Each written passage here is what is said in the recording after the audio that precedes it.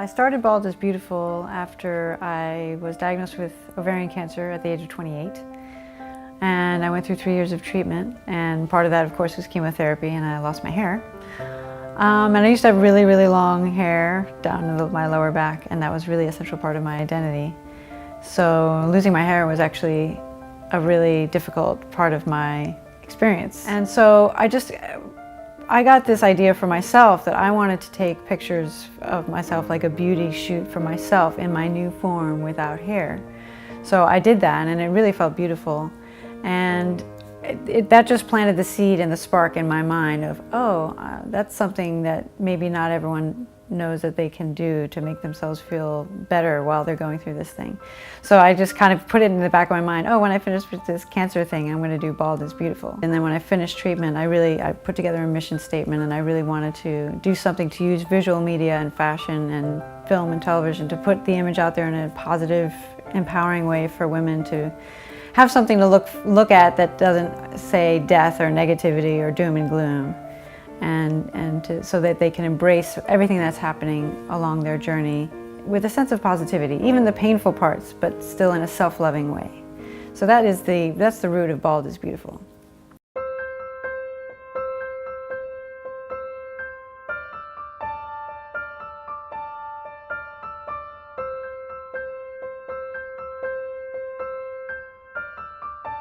What made me want to be a part of BeautyReboot is the fact that I think a lot of women who go through cancer, young or old, but especially for the younger people, is that we end up developing a lot of image issues because your body changes. Like for me with the breast cancer, I lost both my breasts and they got charred from radiation, and I lost my nipples, and it just makes you feel really down on yourself when you already had to go through the entire process of cancer, which is already severely defeating. So being part of something like this, it kind of helps you gain a little bit of your confidence back and help you realize, that beauty's still there, and you don't necessarily need all these things to feel beautiful.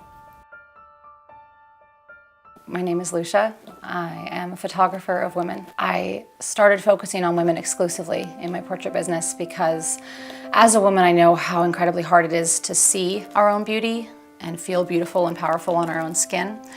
And I also have learned how incredibly tied in our sense of our own beauty becomes with our sense of our self-worth. And when we look in the mirror and see a woman that we don't think is beautiful enough or isn't beautiful at all, we also probably feel that woman isn't deserving of love or success. And I feel like that's an epidemic in our society, and in young women especially. And so I want to photograph women to show them they are beautiful, just the way they are. One of the beauties of the 3 women I was blessed to photograph in this shoot was how incredibly different they all were, and what different places they were coming at this experience from. From Megan being, right in the middle of the cancer journey and going through treatment and, not knowing what was going to happen.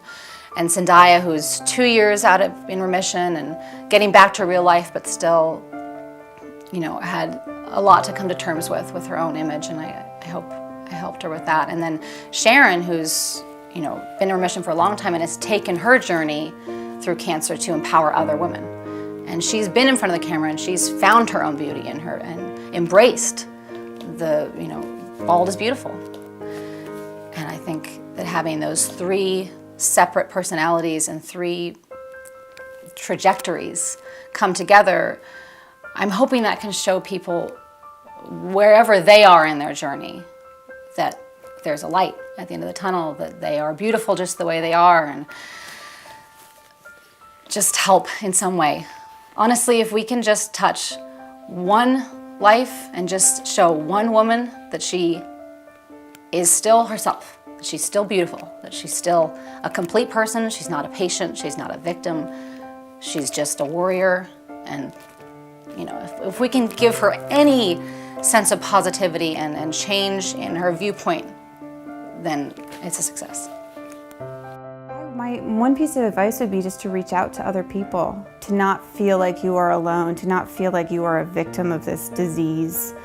Unfortunately, they're saying 1 in 8 women will be diagnosed.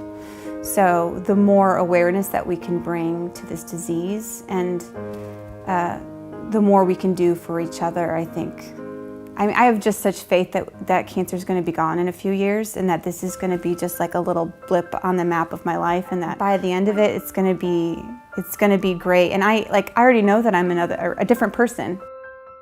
There's a big growth that's happened with me, and coming into my own in a way that I don't think I would have been able to have if I didn't have cancer, which is so bizarre to say that cancer is bringing out the best in me, but cancer can bring out the best in you, and it can make you a better person and a stronger person, and just to embrace it and reach out to others, because there are people that have gone through it, and you will rise up and they will rise you up with them, because there's a lot of people that want to help.